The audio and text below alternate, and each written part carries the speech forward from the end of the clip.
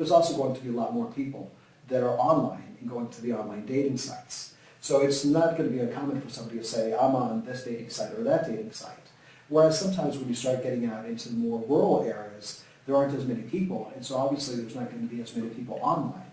And sometimes just because of that, there'll be a little bit more of a stigma about, oh, you're going on an online dating site, whereas some of the larger cities and other areas are not. But more than anything, it's really a mindset. You talked about in your answer about maybe people staying away from online dating sites because they're not sure, which ones are legitimate and which ones are not. How do you know? What would be your suggestions for determining if a website is legitimate? There's a lot. One of the things that I would recommend for any of your audience that is considering going to an online dating site is chances are they probably have a friend or family member that's on another online dating site. One of the things that they might want to do is ask somebody that they already know that is using online dating what sites they've been to and what sites they've had good success with. That way they know that these are sites that somebody's already gone to and they're real sites.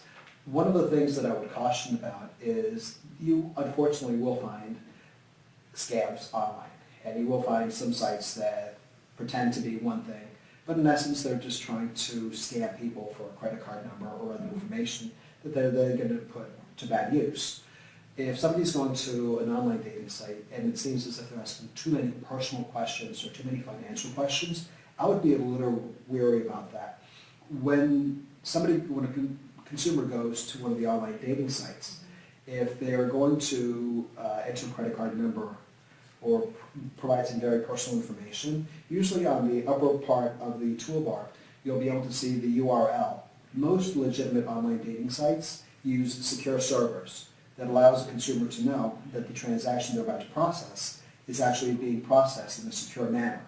So if you're going to an online dating site that doesn't look legitimate or you're having some doubts about it, chances are you're probably right.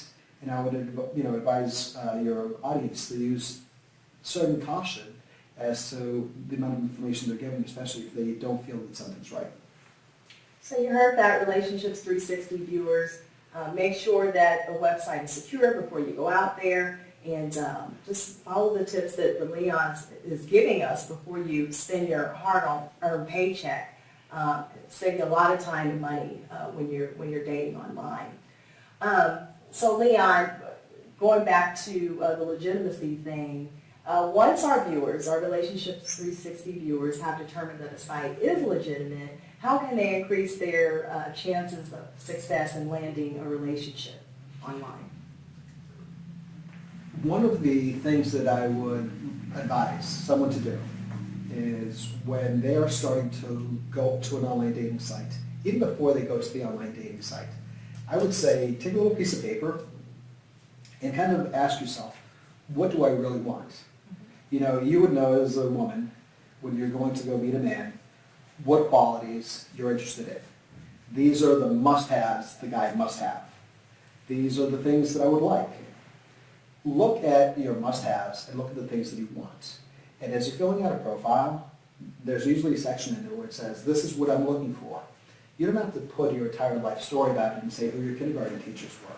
But you do want to be clear and say, I'm interested in a serious relationship. I'm interested in casual dating or something along the lines.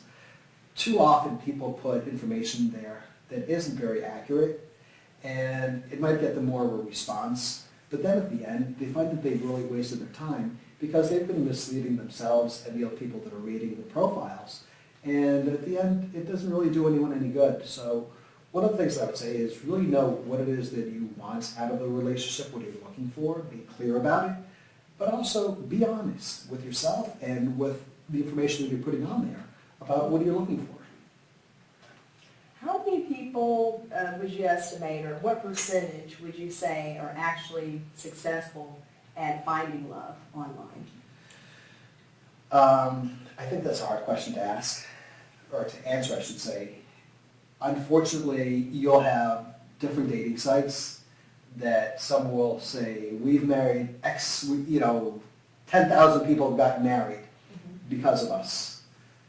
It might be true, it might not be true. It's hard to really substantiate that.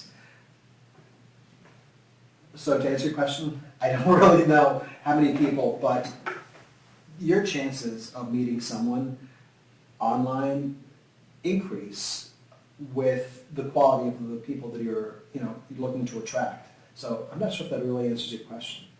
So just, to increase that Relationships 360 viewers, just have your list ready of the things that you must have, and that can increase your chances of finding love or finding a relationship online. Leon, I wanted to ask you, what are the primary motivations that people participate in online dating? Is it more to find love, or are there other reasons that rank higher? I think that answer will vary if you're asking men and women. Okay. For the most part, the majority of the women, I would say, that go to an online dating site are looking for a real relationship. Unfortunately, too often you find guys that are going to an online dating site because they just want to look around, they want to play around. Or in some cases, they might not be looking for a real relationship, but they're looking more for like a little fling. So I think that answer varies, in who you're asking and the type of site that they're going to. Within the online dating sites, there's many different types of sites. As we mentioned before, there's some that are going to be more targeting. There's some, Christian dating sites. There are some, like Black Planet that's more towards, the Black consumers and so forth. Then there's also some other sites that are more casual type of dating that's not necessarily, hey, I want anything serious, but I want to go out and I want to have fun with someone. So, depending on the type of site that someone's going to, their success, can go up or down.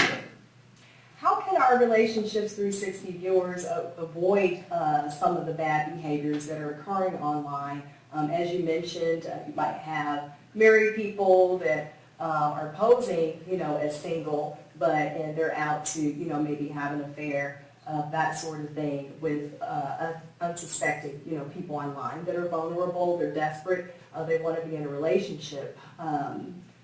How do our viewers go about, avoiding those pitfalls of people that are just out to prey upon them? I would have to say one of the things that I would advise any consumer, use your common sense. If somebody is saying to you, hey, this is the only way that I can communicate through email, and it seems as if the only time that they can get away is, I'll have 10 minutes here, 10 minutes there, look for little red flags. Sometimes you can tell by the way someone's acting.